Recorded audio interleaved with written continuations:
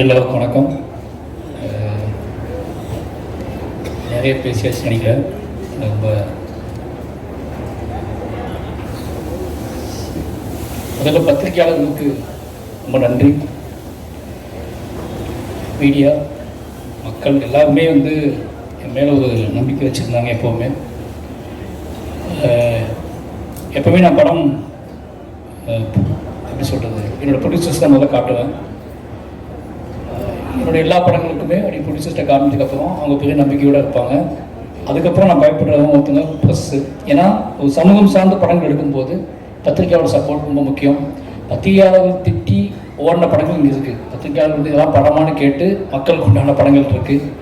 ஆனால் சமூகம் சார்ந்து ஒரு அந்த மாதிரி படங்கள் எடுக்கும்போது நமக்கு யோசிக்கிறது என்னென்னா, பத்திரிகையாளர்களும் அதை எடுத்துகிட்டு போகணும். ஏன்னா அவங்க அந்த நோக்கத்தை புரிஞ்சுக்கிட்டு அதை கொண்டு போனால் தான் அந்த படம் மக்கள்கிட்ட போய் முழுமையாக போய் சேரும் அப்படிங்கிற நம்பிக்கை எனக்கு எப்போவுமே உண்டு.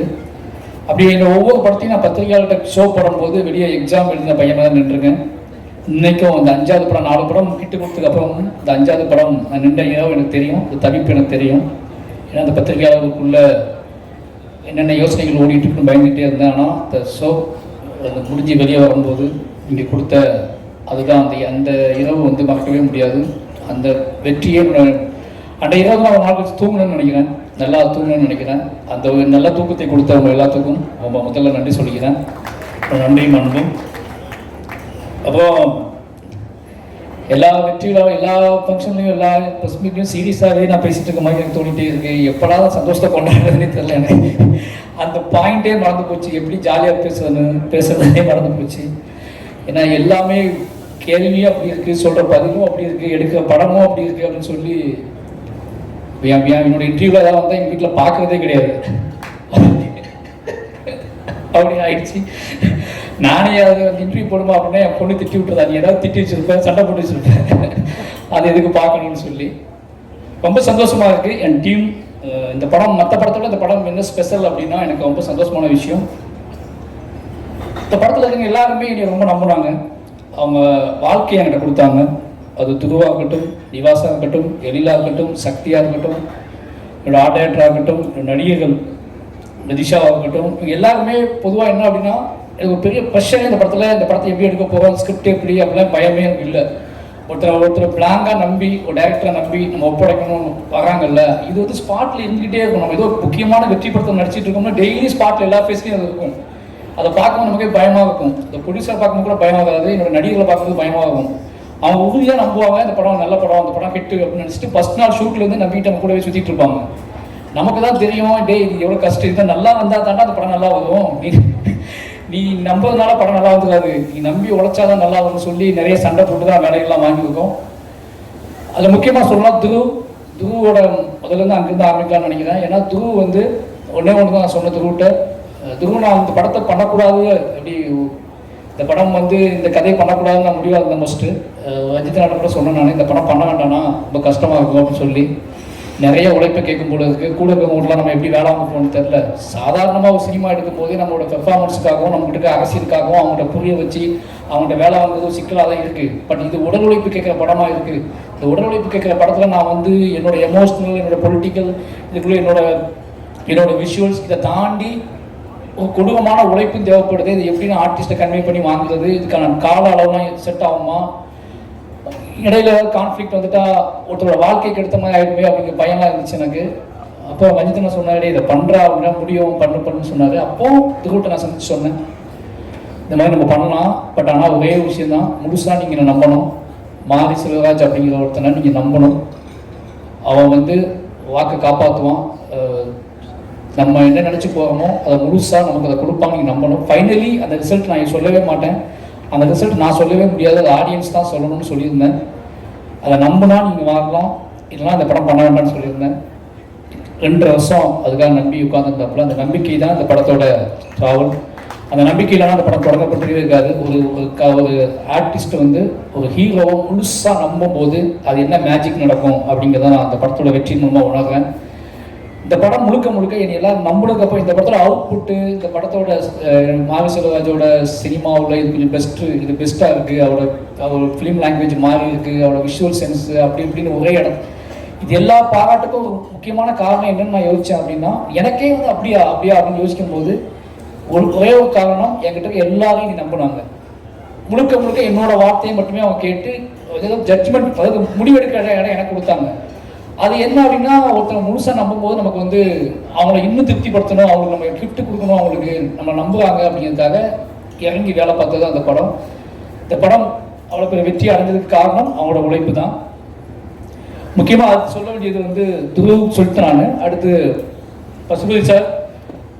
பசுபதி சார் வந்து இந்த கேரக்டர் யார் பண்ணலான்னு முடிவு பண்ணும்போது நான் முடிவு பண்ண இந்த எனக்கு மண்டக்கில் மட்டும் தான் இருந்துச்சு. இந்த படத்தில் 2 ஹீரோ அப்படின்னு என் மண்டக்கில் எப்பவுமே இருந்துச்சு. அது அப்படின்னு நினச்சிக்கிட்டு நான் என்ன பண்ணேன் அப்படின்னா, இன்னொரு ஹீரோ தேடியே போயிட்டு இருந்தேன். எஸ்.எஸ். சூர்யா சார்ட்ட கதை சொன்னேன், விஜய் சேதுபதி சார்ட்ட கதை சொன்னேன், அப்புறம் நைஸாக விக்ரம் சார்ட்ட துண்டை போட்டேன் இந்த ப்ராஜெக்டை பெருசாகணும்னு சொல்லி. யாரெல்லாம் கண்ணுக்கு ஹீரோவாக பெரிய ஹீரோக்கள் இருப்பாங்களோ அவங்களாம் உள்ளே கொண்டு வர ட்ரை பண்ணிக்கிட்டே இருந்தேன். ஏன்னா அந்த அப்பா வந்து ஹீரோவாக எனக்கு தெரிஞ்சுக்கிட்டே இருந்தார். அதுக்கப்புறம் தான் யோசித்தேன், நான் வந்து நம்ம ஏன் வந்து ஒரு ஹீரோவை தேடிக்கிட்டே இருக்கோம், ஹீரோவை உருவாக்குற வாழ்த்தான தேடணும் அப்படின்னு சொல்லி கன்ஃபியூஸ் ஆகிட்டே இருந்துச்சு எனக்கு. ஏன்னா சரியான ரெஸ்பான்ஸ் கிடைக்கல எனக்கு. அப்போ தான் நான் வந்து பசுபதி சார் முடிவு பண்ணேன். பசுபதி சார்கிட்ட போய் கதை சொல்ல ஆரம்பிச்சதுக்கப்புறம் பசுபதி சார், ஏன்னா இந்த கதையை சொல்லும் போது இந்த கதையை கேட்டு முடித்த உடனே நான் பண்ணுற மாதிரி சொல்கிறேன் இந்த பாயிண்டில் வந்து அதுக்கப்புறம் நீ நம்பினது, நீ ரெடி பண்ணது, என் ஸ்பாட்டுக்கு வந்தது. எனக்கு ஒரு பையன் வந்துகிட்டே இருந்துச்சுன்னா பசுபதி சார், அமித் சார்க்கெலாம் நான் வந்து இப்போ தான் ஃபஸ்ட் டைமாக ஒர்க் பண்ணுறேன் அப்படின்னால இவங்களாம் சீனியர் ஆர்டிஸ்ட்டு. சீனியர் ஆர்டிஸ்ட்டை வேலை பார்க்கும்போது நான் வந்து என்னோட ஸ்பாட்டில் வந்து எல்லாத்தையும் மறந்துடுவேன் மீன்ஸ் நான் என்ன வார்த்தைங்கிறதே மறந்துடுவேன். அப்போ அவங்க என்ன நினைப்பாங்க, நம்மளை தப்பாக நினைப்பாங்களா, என்ன இவன் ஓவா பண்ணுறான், இவ்வளோ வேலை பார்க்குறான், இப்படி பண்ணுறான் அப்படி பண்ணுறான் யோசிச்சுப்பாங்கன்னு பயந்துகிட்டே இருந்தேன். ஆனால் ஒரு கட்டத்துக்கு அப்புறம் தான் தெரிஞ்சு இவங்க எல்லாமே என்னோட உழைப்பை ரசிச்சிருக்காங்கன்னு சொல்லி, நான் உழைப்பை சைக்கோத்தனம்னு சொல்லி கிளம்பி போனவங்க நிறைய பேர் இருக்காங்க, என்னை விட்டுட்டு போனவங்க நிறைய பேர் இருக்காங்க. ஏன்னா உழைப்பு ஜெயிச்சாதான் அதுக்கு வேல்யூ, உழைப்பு தோத்திருச்சு அப்படின்னா அது சைக்கோன்றுவாங்க. என்னோட ஃபர்ஸ்ட் படத்துலேருந்து நடந்துகிட்டே இருக்கு எனக்கு. பட் என்னோட உழைப்பை வந்து முதல்ல ரசித்தவங்க என்னோட senior sir Ameer sir, Lal sir, Pasupathi sir, இவங்க 3 பேருமே அவ்வளோ சுதந்திரமாக என்னை பார்த்துக்கிட்டே இருந்தாங்க. நான் என்ன இழுத்தாலும், நான் என்ன சொன்னாலும், இந்த லாஸ்ட் சீன் எடுத்துகிட்டு இருக்கும்போதெல்லாம் பசுபதி சார் காய்ச்சல் பண்ணிக்க என்ன சார், அந்த வயக்காட்டில் இறங்கி அந்த நல்ல சென்னையில் மழைக்காலம், அது மழை பெஞ்சிக்கிட்டே இருக்குது, இடையில எடுக்கும் நடுங்கிக்கிட்டே இருந்தார். நான் நிறைய டேக் போனேன், சார்ட்டை வந்து மாற்றி எடுத்தேன். அவர் அன்றைக்கி அது ஷூட் முடிச்சுட்டு நேராக ஹாஸ்பிட்டல் தான் போய் அட்மிட் ஆனது. சாரி சார், அன்றைக்கி நான் உங்களோட சாரியும் கேட்கல, ஒன்றும் கேட்கல, அது எனக்கு தெரியல, நீங்கள் முடிச்சே ஆகணும்னு சொல்லி பண்ணேன். நீங்கள் எனக்கு பொறுத்துக்கிட்டு அந்த ஃபுல்லாக பண்ணி கொடுத்தீங்க, ரொம்ப நன்றி. அமீர் சார் ராட்சசன் நினைப்பேன் நான் எப்போவுமே. அதை நம்ம உழைக்கும் நடக்கணும்னு வந்து அவர்கிட்ட எடுத்துக்கிட்டது தான். நிறைய விஷயங்கள் அவரோட மேக்கிங்லாம் பார்த்துட்டு நான் வந்து யோசிப்பேன். ஒரு சினிமாவை ஒருத்தர் வந்து நம்ம இன்னொரு பண்ண போக கிடையாது, இந்த கதைக்கு எவ்வளோ உழைக்கணுமோ அவ்வளோ உழைச்சி கொடுப்போம் அப்படின்னு பண்ணுறதுக்குள்ள அது அவர்கிட்ட எடுத்துக்கிட்டது. அந்த திமிர் எனக்கு ரொம்ப பிடிக்கும், அந்த திமிர்லேருந்து எடுத்துக்கிட்டது தான். அவர் தான் வேணும்னு நெட்டுக்கிட்டோம் ஸ்கிரிப்டுக்காக. தலைவர் வரலன்னா தலைவர் நாங்கள் கூப்பிடலை. அதித்தி சொல்லிச்சு இல்லை, அதித்தி நிறைய சிக்கல்கள் இருந்துச்சு. அப்போ என்ன சொல்கிறது, அமீர் சார் வேற உள்ள வரமாட்டாங்கன்னு பயமாக இருந்துச்சு எனக்கு. அது காரணம் அமீர் சார் சுற்றி நிறைய பிரச்சனைகள் நடந்துட்டு இருந்துச்சு. இந்த பிரச்சனைகளோட எப்படி ஸ்பாட்டுக்கு வருவாரு, ஃபாலோ ஆகணும்னு டவுட் இருந்துச்சு. நான் உறுதியாக நம்பினேன். நம்ம நம்புகிற அந்த சும்மா ஒரு கிரிஞ்சி டைலாக் தான், நம்ம நம்ப ஆர்ட் ஃபார்ம் ஒன் பண்ணால் அந்த ஆர்ட் ஃபார்மை அவங்களோட கூட்டிகிட்டு வரண்டா அப்படின்னு சொல்லி எல்லா இடத்துலையும் க்ளீன் பெட் வைங்களா அப்படின்னு சொல்லி 60 நாளும் க்ளீன் பெட்லேயே ஷூட் பண்ணிட்டு இருக்கோம். அந்த க்ளீன் பெட்டில் யார் வரான்னு கேட்டுகிட்டே இருக்காங்க. அதை சொல்கிறதுக்கும் பயமாக இருக்குது, அமீர் சார் வரான்னு சொல்கிறதுக்கும். அதுக்கப்புறம் கடைசியாக தகவல் கிடச்சிச்சு, அமீர் சார் வரப்போறான்னு சொல்லி அப்ளாஸும் நியூகம் ஸ்டுடியோஸும் முடிவு பண்ணி சரி கொடுக்குவோம் வாங்கிக்கோ அப்படின்னு சொல்லி கொடுத்தாங்க. அமீர் சார் வந்தார். அந்த படத்தோட ஆன்மா உள்ள அந்த மாதிரி ஒரு ஃபீல் இருந்துச்சு. ஏன்னா எனக்கு தெரியும் இந்த அமீர் சார் ஏன் இவ்வளோ அமீர் சார் பற்றி நான் பேசணும்னு தெரியும். அது ஒரு பர்சனல் கனெக்ட் இருக்குது. அந்த கேரக்டர் அமீர் சார் உள்ள வந்ததுக்கப்புறம் தான் நான் இந்த படத்தோட வேகம், இந்த படத்தை எடுக்கிறதுக்கான நோக்கமும் எனக்கு முழுசாக நிறைவடைந்த மாதிரி தோணுச்சு. ரொம்ப நன்றி சார். அதை புரிஞ்சுக்கிட்டு நீங்கள் என்னோட எமோஷனில் புரிஞ்சுக்கிட்டு நடிச்சிங்க. எமோஷனலாக ஒரு டைரக்டரோட எமோஷனல் மட்டும் இல்லை, பொதுவாகவே மாரி செல்வராஜுங்கிறவன் இந்த படம் ஏன் எடுக்கிறான் அப்படிங்கிறத தெரிஞ்சுக்கிட்டு, இந்த கேரக்டர் நம்மளை ஏன் சூஸ் பண்ணான், இந்த கேரக்டர் அவன் எவ்வளோ நேசிக்கிறான், இதுதான் தெரிஞ்சுக்கிட்டு அதை பண்ணார். அதனால தான் அந்த அவுட்புட் கிடச்சி. அந்த பாம் ஷாட் கூட சொன்னாங்கல்ல, அது எல்லாரும் என்கிட்ட கேட்டாங்க அது என்ன எப்படி நடிச்சாருன்னு கேட்டாங்க. நான் சொன்னேன் அது அமீர் சார் தான் நடித்தார் அப்படின்னு சொல்லி. அது அங்கே தான் அப்படியே தான் எடுத்தோம். எனக்கு பயமாக தான் இருந்துச்சு. ஓகேவா சார் நான் கேட்டேன். ஓகே நீங்கள் அப்படின்னு எடுத்தோம். இது இது வரைக்கும் எங்கிட்ட வந்து அன்கம்ஃபர்டபுளாக எனக்கு பேசவே இல்லை. இப்போ வரைக்கும் நீ ரசிக்கிறாரு, நீ கொண்டாடுறாரு. ரொம்ப நன்றி சார். அப்புறம் வந்து லால் சார், இந்த 3 பேர் முக்கியமானவங்க. Pasupathi sir, Lal sir, Amit sir 3 பேர் முக்கியமானவங்க. லால் சார் வந்து இந்த கேரக்டர், லால் சார் எப்படி அமித் சார் கேரக்டர் எவ்வளோ முக்கியமோ அதில் லால் சார் கேரக்டர் ரொம்ப ரொம்ப முக்கியம். அது காரணம் மனத்து கணேசன் தான். எனக்கு அமித் சார் கேரக்டர் ரொம்ப முக்கியம், ரொம்ப சோல். நான் அதை பார்த்தே வளர்ந்த ஒருத்தன், அதை நம்பியே வளர்ந்த ஒருத்தன். மனதி கணேசன் அப்படிங்கிறவங்க வந்து லால் சார் கந்தசாமி கேரக்டர், அந்த கேரக்டரோட பாயிண்ட் ஆஃப் வியூ, அந்த கேரக்டரை நேசிச்சு அந்த கேரக்டரில் வளர்ந்த ஒருத்தர், அதை நம்பி வாழ்க்கையை ஒப்படைச்ச ஒருத்தர். இப்போ 2 பேரும் நான் மிக்ஸ் பண்ணுறேன். அமித் சார் மனதி கணேசனையும் மாரி செல்வராஜையும் மிக்ஸ் பண்ணி ஒரு கதை பண்ணுறேன்னு தான் பண்ணுறேன். அப்படிங்கும்போது இந்த 2 கேரக்டர் தான் என்னோட emotional. Lal sir character, Amit sir character, Kandasamy, Pandiyaraja. இந்த 2 கேரக்டருக்குள்ளேயும் எங்கள் 2 பேரோட ஆன்மா இருக்குது. இந்த 2 கேரக்டரையும் 2 பேருமே நேசிக்கிறோம். இந்த 2 கேரக்டரையும் நான் பயங்கரமாக இந்த 2 கேரக்டர் தான் இந்த படம் எடுப்பதற்கான முழு ஆன்மான்னு எங்களுக்கு தெரியும். அதனால் அந்த கேரக்டர் டிசைன் பண்ணுறது நான் யோசிச்சுக்கிட்டே இருந்தேன். அந்த கேரக்டர் லால் சார் பொருத்தமாக அமைஞ்சார். அவரும் இந்த கதையை புரிஞ்சுக்கிட்டு எனக்கு எல்லா வேலையும் செஞ்சு கொடுத்தாரு. ரொம்ப முக்கியமானது, அந்த டைலாக்ஸ் எடுக்கும்போது லால் சார்கிட்ட வந்து நம்ம எந்த டைலாக் வாங்கி இந்த படத்தை ஃபுல்ஃபில் பண்ணுவோம். ஏன்னா அந்த அமித் சாரும் லால் சாரும் பேசக்கூடிய டைலாக் தான் அந்த படத்தோட மையம்னு எனக்கு நல்லாவே தெரியும்.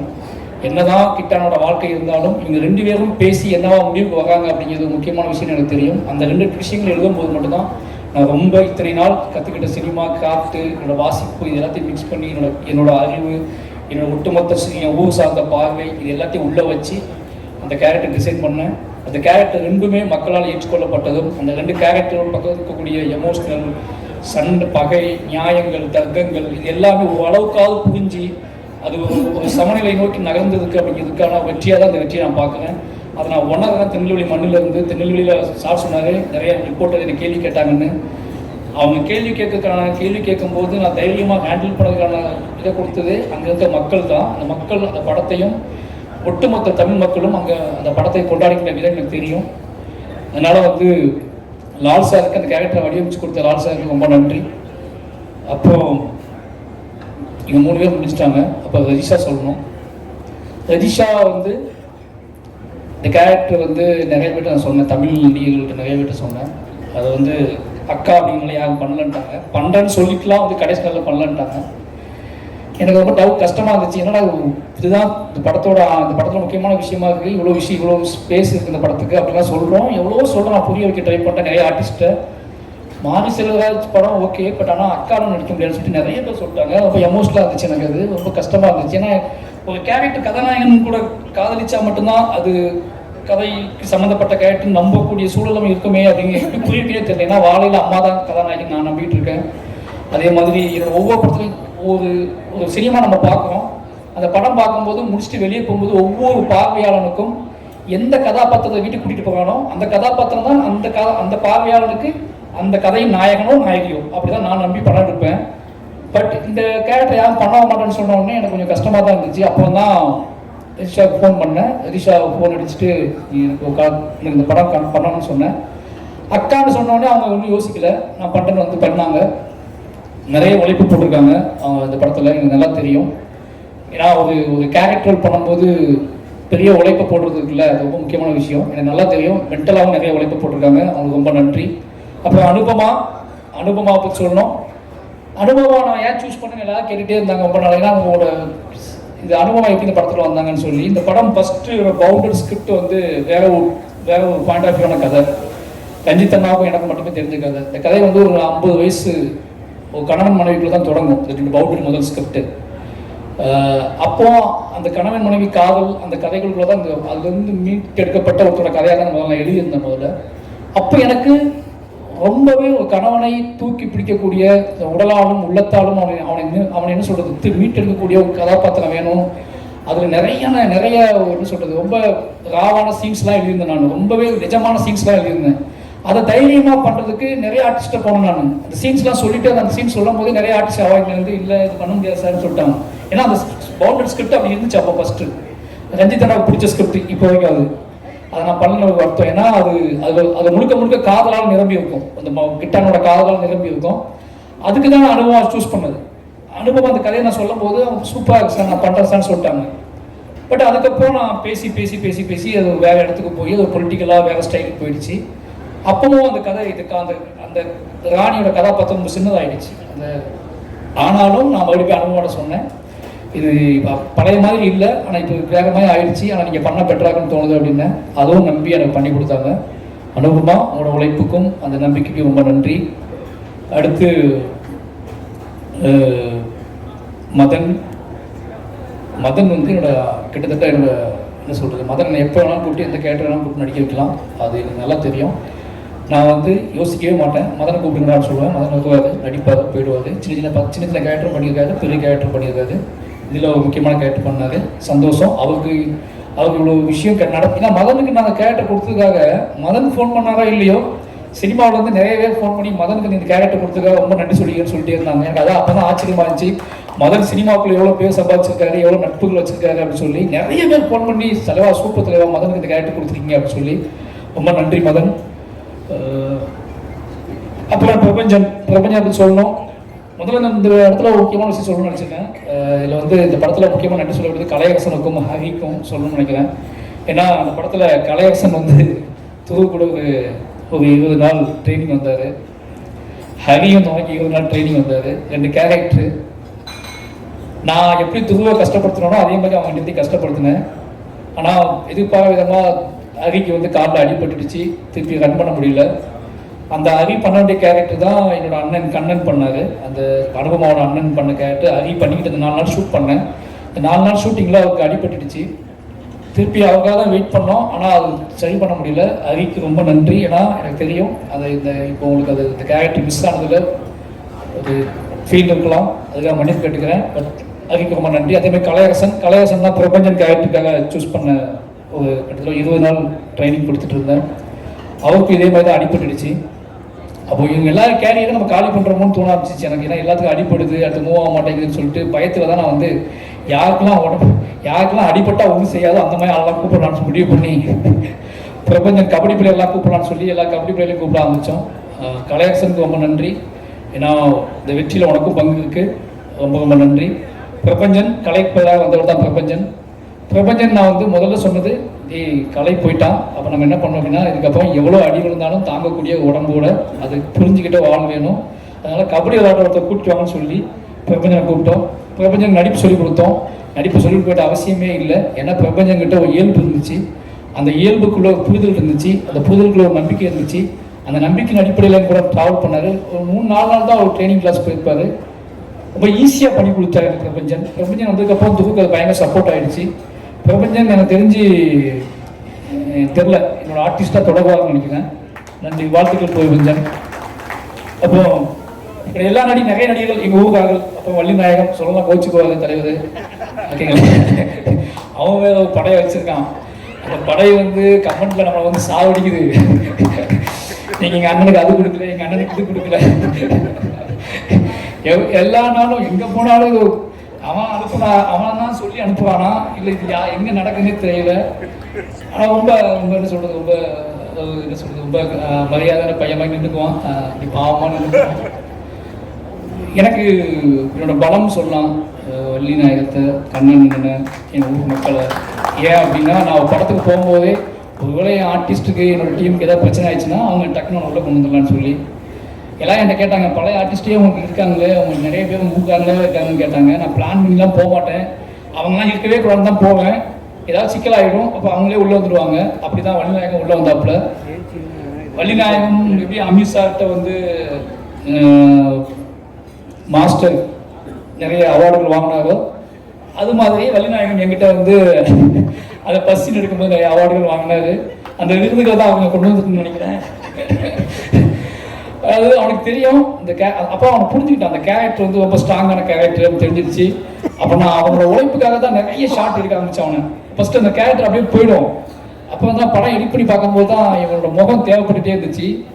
எல்லா நாளும் ஷூட்லேயும் அவனுக்கு க்ளோஸ்அப் எடுத்துக்கிட்டே இருப்பேன், சும்மா கூப்பிட்டு அந்த மாதிரி அவனோட உழைப்பு பாராட்டப்படுறதுல கொண்டாடப்படுறதுல ரொம்ப சந்தோஷம் எனக்கு. என்னமோ அவன் நடிகனாக தான் தொடர்பான்னு தோணுது. ஏன்னு கேட்டிங்கன்னா அவன் எங்கள் பக்கமே வரமாட்டேன்றான். டைரக்ஷன் டிபார்ட்மெண்ட்டில் டிஸ்கஸ் பண்ணிட்டு இருப்போம், என் பக்கமே வரமாட்டான். அதாவது என் கூடவே இருக்கணும், அஸ்டேட் வேலை பார்ப்பாரு, ஆனால் நடிகனாக தொடர்பார்.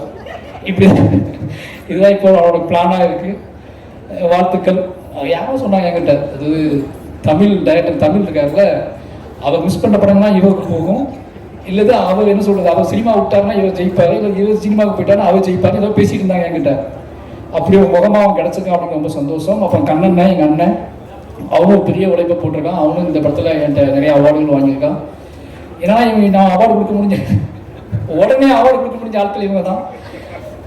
அது மட்டும் இல்லாமல் கபடி பிளேயர்ஸ் எங்கள் ஊருக்காரங்க எல்லாருமே இந்த படம் அவங்க என்ன கபடி படமாக இருந்தாலும் சரி, அது என்ன சொல்கிறது காதல் படமாக இருந்தாலும் சரி, நம்மளை கூப்பிட்டா இப்படி தான் வேலை வாங்குவோன்னு அவங்களுக்கு தெரியும்.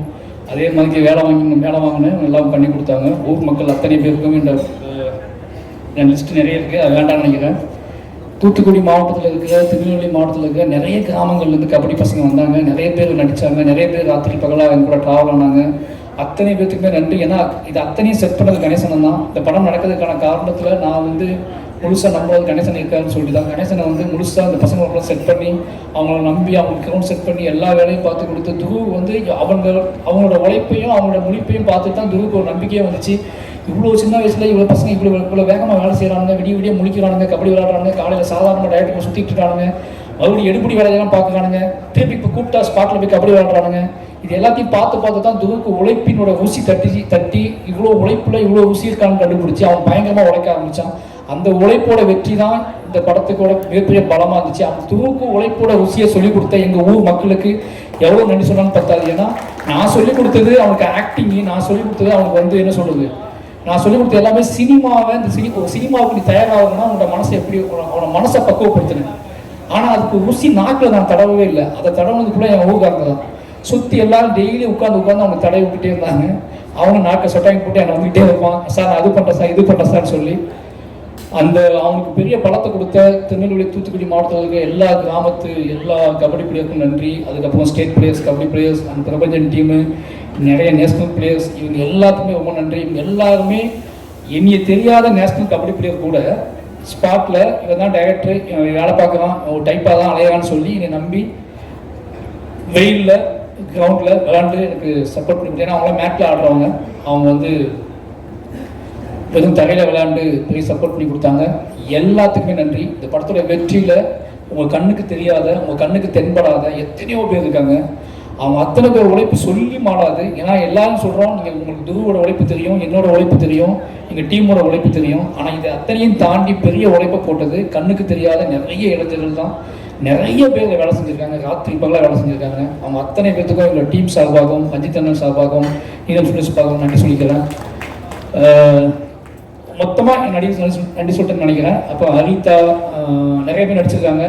இவங்க எல்லாருமே அழகப்பமார் சார் வந்து எப்படி சொல்கிறது, தம்பி ஒரு மெசேஜ் அனுப்புவாங்க தம்பின்னு சொல்லி, சார் வாங்க சார் ஷூட்டிங் ஸ்பாட் வாங்க சார், அவ்வளோதான். அப்படி தான் கேரக்டர் ஸ்டார்ட் ஆகும். இனி ரொம்ப நம்பக்கூடிய வாழ். அவங்க இந்த படத்தில் முக்கியமான கேரக்டர் பண்ணி கொடுத்து நல்லா பண்ணி கொடுத்தாரு. அழகப்பமார் சாருக்கு நன்றி. இன்னொரு டீம் சொல்லி ஆகணும் இந்த இடத்துல. நடிகர்கள் எல்லாரும் சொல்லிட்டு நினைக்கிறேன், யாராவது மிஸ் பண்ணி தான் மன்னிச்சுக்கோங்க. சாண்டி மாஸ்டரா நடிகர் லிஸ்ட் யாராவது? சாண்டி மாஸ்டர் இந்த படத்தில் சொல்லுது ப்ரொமோஷன் மட்டும் கபடி டான்ஸ் எடுத்தோம், அதை போட்டு வளைச்சி ஆட வச்சாரு. அவன் கபடியே பரவாயில்ல இதுக்கு அப்படின்னு சென்ஸுக்கு போயிட்டான். ஏன்னா ஷூட்டிங் முடிஞ்சுன்னு சொன்னால் ப்ரொமோஷன் ஷூட்டிங் தான் நாங்கள் அதிகமாக பண்ணோம். ஆனால் அந்த பாட்டெலாம் அந்த விஷுவல்ஸ் எல்லாம் ஒர்க் அவுட் ஆகிருக்கு, ஆடியன்ஸுக்கு பிடிச்சிருக்கு அப்படின்னு சந்தோஷம். சாண்டி மாஸ்டருக்கு ரொம்ப நன்றி. ஏன்னா அவங்க ரொம்ப நம்புவார், அந்த விஷுவல்ஸ் கொண்டு வந்தார், ரொம்ப நன்றி. கடைசி என்னோட டீம் நிவாஸ் பிரசன்னா,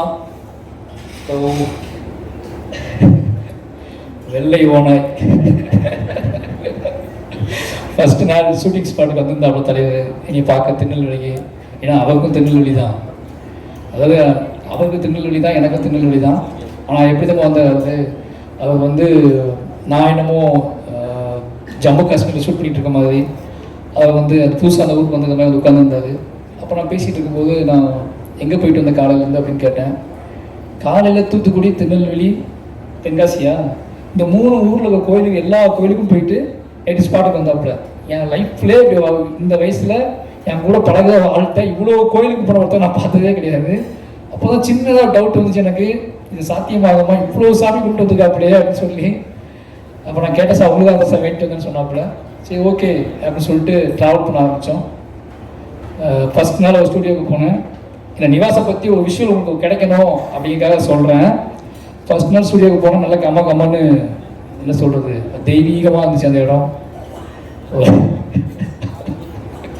ரொம்ப அமைதியாக ஆரம்பிக்கலாமாசான்னு சொல்லி ஆரம்பிச்சு, நம்ம பழைய சினிமாலாம் பார்ப்போம்ல, லைட்டாக ஹார்மோனியத்தை டச் பண்ணுவாங்கல்ல மியூசிக் டைரக்டர்ஸு, டிங் டிங் அப்படிதான் அந்த பாட்டுகள் ஆரம்பித்தோம். இப்போ டிங் சொல்லி அவன் எப்போ படுத்த முடிகிறதுன்னு சொல்லி, ஏன்னா அவனுக்கு எப்படி இம்ப்ரெஸ் பண்ணுறதுன்னு தெரில. அதுக்கப்புறம் நான் அவனை ஜாலியாக பேச ஆரம்பித்தேன். அவனோட காதல் கதையை கேட்க, அவனை எப்படி பழகுன்னு தெரியல, அவனோட காதல் கதைகள் அவனோட ஒவ்வொரு கதைகள்லாம் கேட்க ஆரம்பிச்சதுக்கப்புறம் அவனுக்கு புரிஞ்சிச்சு அந்த ஆள் ஜாலியான ஆள் தான் போல, நாம தான் சேஷன் சொல்லி அந்த ஜாலியாக பேச ஆரம்பிச்சு பழக ஆரம்பிச்சு, அதுக்கு சண்டைலாம் போட ஆரம்பிச்சு, 2 பேரும் ஒன்றா சுற்ற ஆரம்பிச்சு அந்த பாடல்கள் நடந்துச்சு. நிவாஸ்கிட்ட பிடிச்சது என்ன அப்படின்னா, நிவாஸ் நிறைய அவார்டு வாங்கியிருக்கான் என்கிட்ட. அந்த அவார்டு வாங்கிட்டு அந்த அவார்டு வாங்கினது தெரியாமல் மன்னருக்கு காலையில் புதுசாக அவார்டு கேட்பான். சார் வேலை சார், ஏன்னா நேற்று அவார்டு கொடுத்தேன் அப்படின்னா காலையில் வந்து ஃப்ரெஷ்ஷாக மெசேஜ் போடுவான், ஐ லவ் யூ அப்படின்னு மெசேஜ் போடுவான். நைட் அவார்டு கொடுத்துருப்பேன், காலையில் எனக்கு மெசேஜ் வரும். எடுத்து பார்த்தா லவ் யூ சார், லவ் யூன்னு 3 மெசேஜ் இருக்கும். நிவாஸ் வந்து கற்றுக்கிட்டது ஒன்று தான். ஏன்னா ஒரு கட்டத்தில் நிவாஸ் நான் புரிஞ்சுக்கிட்டேன், அவனுக்குள்ள ஒரு பயங்கரமான ஒரு வெறி இருக்குது. இசை வந்து சந்தோஷம்னு சொல்லியிருக்காரு. தலைவா அவன்கிட்ட நீ என்ன வேணால் பண்ணிக்கோங்க, அவன் எப்படிப்பட்ட நீங்கள் உங்களுக்கு அவன் செட் ஆவானு தெரியாது, ஆனால் கண்டிப்பாக அவனுக்குள்ள பயங்கரமான ஒரு மியூசிக் சென்ஸ் இருக்குது. அவன் பயங்கரமான ஆள் தலைவா, அதை மட்டும் நான் சொல்லிக்கிறேன். ஆனால் அவன்கிட்ட எப்படி பழகுவான்னு எனக்கு தெரியல, இதை மட்டும் தான் சொன்னார். அப்படி பயங்கரமான மியூசிக் சென்ஸில் ஒருத்தன் எப்படி மிஸ் பண்ண முடியும்னு சொல்லிட்டு 2 பேரும் அவங்கள ட்ராவல் பண்ண ஆரம்பித்தேன். இந்த படத்தை இவ்வளோ குவாலிட்டியாக இவ்வளோ பெருசாக மாற்றுவான்னு நான் எதிர்பார்க்கவே இல்லை. ஆனால் முழுசாக என்னைய லவ் பண்ண ஆரம்பித்து என்னோட ஆர்ட் ஃபார்முக்கு மரியாதை கொடுத்து ராத்திரி பகலாக வேலை செஞ்சு, என்ன சொல்கிறது, எப்படியாவது என்னை கன்வின்ஸ் பண்ணி என்னைய வந்து அந்த ஐ லவ் யூ நான் திருப்பி அனுப்பணும் அப்படிங்கிறத. அவங்க 50 ஐ லவ் யூ அனுப்பியிருப்பார், நான் ஐ லவ் யூ இப்போ வரைக்கும் அனுப்பவே இல்லை. இப்போ சொல்கிறேன் நிவாஸ், ஐ லவ் யூ. ஓகேங்க, நான் அனுப்பாமலே இருந்தேன், என் ஒய்ஃப் திட்டிக்கிட்டே இருக்கும், ஒரு மனுஷன் உன்னை நம்பி இவ்வளோ ஐ லவ் யூ அனுப்பி வைக்கிறான், நீ என்னன்னா பெரிய இவர் மாதிரி ஒன்றுமே அனுப்ப மாட்டேன். இதே வந்து சந்தோஷ் நாராயணனோ இல்லை வந்து ரகுமான் சாரோ அனுப்பியிருந்தா நீ இப்போ விட்டுருப்பியான்னு கேட்டேன். நான் சொன்னவர்கிட்ட, இல்லை அந்த ஐ லவ் யூ நான் திருப்பி அனுப்புனேன் அப்படின்னா திருப்பி அதுக்கப்புறம் அனுப்ப மாட்டான், அவன் அனுப்பிக்கிட்டே இருக்கட்டும்னு சொல்லி வச்சுருந்தேன். நிவாஸோட அம்மா அப்பா சொல்லி ஆகணும், எனக்கு நல்லா ஞாபகம் இருக்குது. ஃபர்ஸ்ட் நாள் நிவாஸ் வீட்டுக்கு போயிருக்கும்போது நிவாஸோட அம்மா அப்பா என் கையில் பிடிச்சிட்டு சொன்ன முதல் வார்த்தையை மறக்கவே முடியாது, ஏன்பா இங்கே வந்த, சந்தோஷம் தான் என்ன வாடகை படத்தில் அவ்வளோ அழகாக மியூசிக் பண்ணிட்டாரப்பா, எதுக்குப்பா இங்கே வந்த நீங்கள், ஏம்மா தோசை சாப்பிட்டு போயாப்பா அப்படின்னா அது சொன்னேன். அம்மா இல்லைம்மா நிவாஸ் தான்மா. இல்லைப்பா. அப்போ கடைசி நாள் ஆடியோ லான்ச்லாம் முடிச்சுட்டு ஈவெண்ட்லாம் முடிச்சுட்டு அதே மாதிரி கையை பிடிச்சி சொன்னார், எப்பா இன்னொரு மகன் என் வீட்டுக்கு வரணும்பா, நிவாஸ் கூட இன்னொரு படம் பண்ணும்பான்னு சொன்னார். நிச்சயமாக நிவாஸ் கூட நான் இன்னொரு படம் பண்ணுவேன், இன்னொரு படம் இல்லை, எனக்கு வாய்ப்பு கிடைக்கும் போது நிவாஸ் கூட படம் பண்ணுவேன். ஏன்னா நிவாஸ் என் சோல், என்னோட ஏதோ வகையில் நிவாஸை நான் பயங்கரமாக நேசிக்கிறேன். அதுக்கு காரணம் நிவாஸ் வந்து என்னோட என் லைஃப்லேயே ஃபஸ்ட் டைம் நான் நிறைய அவார்டு கொடுத்து ஒருத்தர் நீ நேசிக்கிட்டே இருக்காங்கன்னா அது நிவாஸ் மட்டும்தான். நான் 2 அவார்டு கொடுக்கும்போதே படம் சைக்கோட்டு போயிடுவாங்க பாதி பேர். நான் என்கிட்ட நிறைய விஷயங்கள் வாங்கி இனி இப்பவும் நேசிக்கிட்டு இருக்க ஆன்மான்னா அது நிவாஸ் பர்சன் தான். நிச்சயமாக அவன் பெரிய உயரத்துக்கு போவார், ஏன்னா அந்த இடம் காத்துக்கிட்டு இருக்கு. அவனுக்குள்ள ஒவ்வொரு நாளும் இதை பேசும்போது சொல்லுவான், ஏன் சார் நான் போக முடியாது சார் சொல்லி. நான் போன இடத்துல எல்லா இதுலேயுமே எல்லா மீடியாவிலையுமே முதல்ல பார்ப்பேன், நிவாஸ் பேர் இருக்கான்னு பார்ப்பேன், நிவாஸ் பர்சனாவுக்கு வாழ்த்து போட்டிருப்பாங்க, நிவாஸ்னு போட ஆரம்பித்தாங்க. இந்த படம் கிட்டடைஞ்சதை விட இந்த படம் தொடக்க இந்த ஆடியோ ரிலீஸ் ஆனப்போ நிவாஸ்னு சொல்ல ஒரு மாதிரி நம்ம இந்த பாஷா படத்தில் ரஜினி சார் முதல் குத்துவிளக்கு ஏற்றி வைப்பார்ல, அது மாதிரி முதல் குத்துவிளக்கை வந்து மியூசிக்கில் ஏற்றி வச்சோம். லவ் யூ நிவாஸ், நீ கண்டிப்பாக உனக்காக தான் நான் அந்த ப்ரெஸ் மீட்டில் பேசணும்னு நினச்சதே உன்னை பற்றி மட்டும்தான். ஏன்னா நான் நிறைய இடங்களில் உன்னை பற்றி பேசலை, அதுக்கான காரணம் என்னை நிறைய வேற மாதிரி கேள்வியில் கேட்டாங்க. நிவாஸ் ஜம் அவன் வந்து ஒரு பெரிய லெஜெண்டாவுக்கான எல்லா தகுதியும் திறமையும் ஒரு பயங்கரமான ஒரு லவ்வபுள் ஆன்மா, காதலால் நிரம்பி இருக்கிற ஒரு ஆன்மா. பெண்களை எவ்வளோக்குள்ள காதலிப்பானோ அதே அளவுக்கு ஆண்களையும் காதலிக்கக்கூடிய ஒரு பயங்கரமான ஆன்மா. ரொம்ப நன்றி நிவாஸ். அப்போ என்னோடய எடிட்டர் சக்தி, அவன் பேசிட்டு போனால பார்த்தீங்கல்ல, உங்களோட பேர் அவன் சக்தி பேசுகிறத பார்த்தீங்கல்ல, எடிட்டிங் உங்களுக்கு இப்படி தான் இருப்பான். எனக்கு கேட்காது, அவன் பேசிகிட்டே அவன் வந்து அமைதியாக சொல்லுவான். பட் ஆனால் அவனுக்கு ஒரு ப்ரெஷர் இருந்துச்சு. ஏன்னா ஃபஸ்ட்டு படத்தில்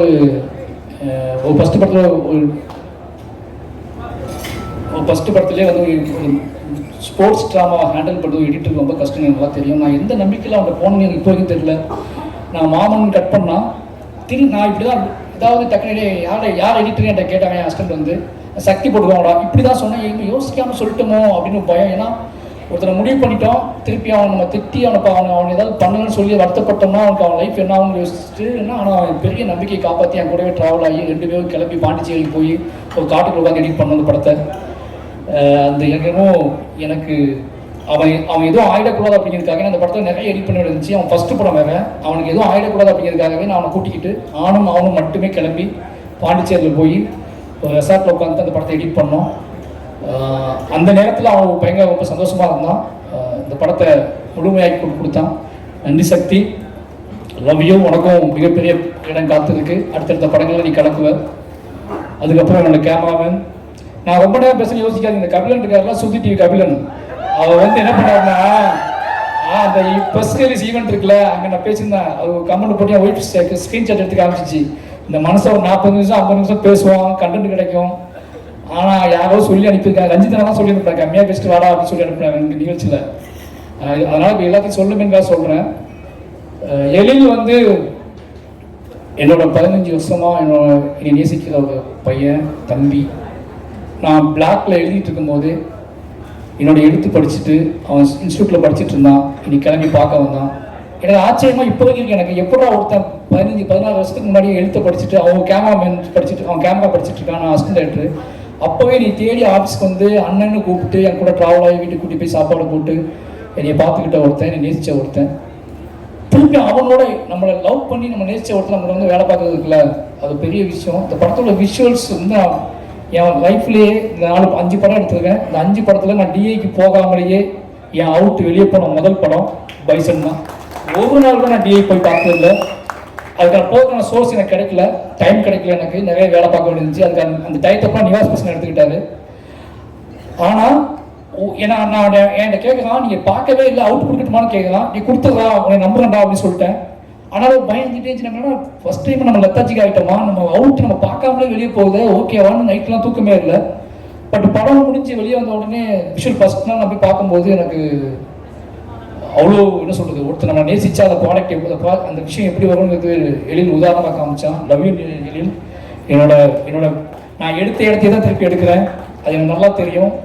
புளியங்குளத்துக்கும் மணத்துக்கும் ரொம்ப தூரம் கிடையாது, கொடியங்குளத்துக்கும் மணத்துக்கும் ரொம்ப தூரம் கிடையாது, எல்லாம் ஜஸ்ட் 20 கிலோமீட்டர்ஸ் தான். அந்த 20 கிலோமீட்டர்ஸ்க்குள்ள என்னோட விஷுவல்ஸை சேஞ்ச் பண்ணணும். அந்த 20 கிலோமீட்டர்ஸ்க்குள்ள என்னோட விஷுவல்ஸோட பிரமாண்டத்தை நான் காட்டணும். அதே வயல், அதே வாய்க்கா, அதே ஆறு, அதே குளம், அதே பறவை, அதே கோழி, அதே ஆடு மாடு எல்லாம் அங்கே தான் இருக்குது. ஆனால் அதை நம்ம எப்படி புதுசாக காட்ட போகணும்னு பேசி பேசி பேசி பேசி பண்ணோம். அதுக்கான இது கிடச்சுன்னு நினைக்கிறேன். சூப்பர் எழில், ரொம்ப ரொம்ப நன்றி, லவ் யூ. அப்புறம் குமார் ஆர்ட் வரல, என்னோட 3வது படம் பண்ணியிருக்காரு.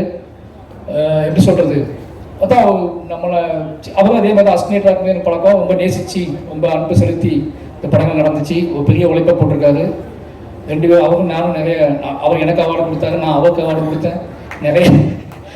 நிறைய நடந்துச்சு. அந்த வெற்றியின் மூலமாக இந்த வெற்றியை அவருக்கும் முக்கியமான பங்கு உண்டு. லவ் யூ குமார்னு. அதுக்கப்புறம் இந்த படத்தில் நான் ஃபஸ்ட்டு சொல்ல வேண்டியது காஸ்டியூம் டிசைனர். காஸ்டியூம் ஏகன் வந்து நான் ஃபஸ்ட்டு 5வது படத்தை தான் காஸ்டியூம் டிசைனரோட ஒரு படத்துக்கு போயிருக்கேன். இது வரைக்கும் எந்த படத்துக்கும் காஸ்டியூம் டிசைனர் இருப்பாங்க, அப்புறம் போயிடுவாங்க. எனக்கு காஸ்டியூம் டிசைனர் தேவைப்பட்ட மாதிரியே தோணலை. அப்புறம் ரஞ்சித் அண்ணன், ராம் சார்லாம் சொல்லுவாங்க, நீ என்னடா ஒரு காஸ்டியூம் டிசைனராக வச்சுக்கோடா கூட அப்படிம்பாங்க. சரி, இந்த படத்தை காஸ்டியூம் டிசைனர் வச்சுக்கலாம்னு முடிவு பண்ணி தான் போனோம். எனக்கு நான் ஷூட் பண்ணும்போதே கண்டுபிடிச்சிட்டேன், ஒரு காஸ்டியூம் டிசைனர் ஒரு படத்துக்கு எவ்வளோ முக்கியமான, எவ்வளோ தப்பு பண்ணியிருக்கோம் அந்த 4 படத்தில். அந்த இஷ்டத்துக்கு ட்ரெஸ் எடுத்து கொடுக்குறது, இஷ்டத்துக்கு பேண்ட் எடுத்து கொடுக்குறதுன்னு கொடுத்து நம்ம தப்பு பண்ணியிருக்கோம் அப்படின்னு புரிய வச்சார் ஏகன். அவரோட உழைப்பு இந்த படத்தில் முக்கியமான விஷயம். அந்த கலர் சென்ஸே மாற்றினாரு. ஏன்னா அது ஒருவேளை கர்ணனோட லொக்கேஷன் தான் மனத்தியோட லொக்கேஷன், ஆனால் அதை மாற்றினதில் எழிலுக்கு எவ்வளோ பங்கு இருக்கோ அதே முக்கிய பங்கு ஏகனுக்கு இருக்குன்னு நினைக்கிறேன். ரொம்ப நன்றி ஏகன். அப்போ என்னோட மேக்கப் ஆர்டிஸ்ட்டு எல்லாருக்கும் ரொம்ப நன்றி. அப்போ அண்ணன் ராஜா அண்ணன் வந்தோடனே சொன்னார், நான் ஒரு நாள் கூட லீவ் பண்ண மாட்டேன், நீங்கள் கவனமாக வச்சுக்கோங்க அப்படின்னாரு. அதே மாதிரி லீவ் பண்ணாமலே ஃபுல்லாக முடிச்சு கொடுத்தாரு. அப்புறம் யாரையாவது விட்டுறான்னு தெரியல, மாஸ்டர் ஒரு மாஸ்டர், எப்படி சொல்கிறது, மாஸ்டர் தான். மெசேஜ் அனுப்ப மாட்டார், மொத்தம் கொடுத்துட்டே இருப்பார். பார்க்க நேரம்லாம் ரொம்ப என்னை நேசிக்கக்கூடிய ஒரு முக்கியமான ஆன்மா. இந்த படத்தில் எனக்கு என்னென்னா, என்னோடய வேலை பார்க்குறவங்க எல்லாருமே அவங்களுக்கு ஒரு திறமை இருக்கும். அது மியூசிக் டேரக்டராக இருந்தாலும் சரி, அது வந்து ஃபைட் மாஸ்டராக இருந்தாலும் சரி, ஆர்ட் டிபார்ட்மெண்ட்டாக இருந்தாலும் சரி, கேமரா இருந்தாலும் சரி, ஆர்டிஸ்டாக இருந்தாலும் சரி, அவங்களுக்கு நிச்சயமாக சினிமாவை பற்றி ஒரு பெரிய புரிதல் இருக்கும், திறமை இருக்கும். நான் அதெல்லாம் ஸ்டாப் பண்ணுவேன் சில நேரத்தில். எனக்கு தப்பாகவே சில நேரத்தில் தோணும். அவங்களோட திறமையை வந்து ஓகே ஓகே ஓகே ஒரு சொல்லி பாட்டிட்டு நான் ஒன்று சொல்லுவேன். அதை அக்செப்ட் பண்ணுறது ஒரு பெரிய விஷயம். எனக்கு என்னென்னா, அது சினிமாவில் குவாலிட்டியாக இருக்கும், அவங்க சொல்கிறது குவாலிட்டியாக கூட இருக்கும். எனக்கு குவாலிட்டியை விட ரொம்ப முக்கியம் என்னோட ஒரிஜினாலிட்டி. அப்போ இந்த ஒரிஜினாலிட்டிக்காக நான் சில இடத்துல ஃபைட் பண்ணியிருக்கேன், ஃபைட் பண்ணி அவங்கள கேட்டிருக்கேன். என்னோட ஒரிஜினாலிட்டியை புரிஞ்சுக்கிறது என்னோட ஆர்டிஸ்ட், என்னோட டெக்னீஷியன் பெரிய விஷயம் முக்கியம். என்னோட ஒரிஜினாலிட்டியை புரிஞ்சுக்கிட்ட முக்கியமான ஆள் வந்து மாஸ்டர். அப்படியே பார்த்துட்டு அப்படியே விட்டுருவார், நான் பண்ணிட்டு விட்டு அப்படின்ட்டு விட்டுருவாரு. அப்படி 2 பேரும் சேர்ந்து தான் பண்ணுவோம். என்னோட படத்தில் இப்போ வரைக்கும் ஒரிஜினாலிட்டி இருக்குது அப்படின்னா, கமர்ஷியல் எலிமெண்ட்ஸோடு சேர்ந்து இருக்குது அப்படின்னா, அதுக்கு மாஸ்டர் ஒரு முக்கியமான காரணம். அக்செப்ட் பண்ணிக்கிட்டது, நீ என்னோட கோமாளித்தனத்தெல்லாம் அக்செப்ட் பண்ணிக்கிட்டது. ரொம்ப நன்றி மாஸ்டர், லவ் யூ. அப்போ நிறையாது திங்க் சந்தோஷம் சொல்லணும், பார்த்துட்டே இருக்காரு. மாஃபியா, தமிழ் சினிமாவோட மாஃபியா, பயமாகவே இருக்கும். அவனு சொல்லி ஐயோ சொல்ல மட்டுமே, யார் சொல்ல மட்டுமேன்னு சொல்லி நிவாசை ஒப்படைச்சிட்டு நான் பார்த்துக்கிறேன் அவங்க பயப்படாதுன்னு சொல்லிட்டு காணாமல் போயிடுவார். காணாமல் போயிட்டு நான் நிவாஸ் வேலை முடிச்சதுக்கப்புறம் ஃபோன் பண்ணுவார், தலைவா ஓகேவான்னு கேட்பாரு. நிவாஸ் மேலே அவர் வச்ச நம்பிக்கை தான் முக்கியமான காரணம். நிவாஸை வந்து அவன் எனக்கு கொடுத்தது. நான் அவன்கிட்ட கேட்டேன், எனக்கு ஏதாவது மியூசிக் டேரக்டர் கொடுங்க, நான் புதுசாக போகலான்ட்டு சொல்லி. ஏன் நிவாஸ் உங்களுக்கு பழக்கம் தான், நிவாஸ்கிட்ட போகணும்னு கேட்டார். நீங்கள் இருப்பீங்களா கூடன்னு கேட்டேன், இருப்பேன்னு சொன்னார். அப்படி தான் அந்த படத்தை ஆரம்பித்தோம். கடைசி வரைக்கும் கூட வந்து முடிச்சு கொடுத்துருக்காரு. நிவாஸ் திங் மியூசிக் டீமுக்கு ரொம்ப நன்றி. ஐயோ, நிவாஸோட அக்கா பேர் மறந்துட்டேன்.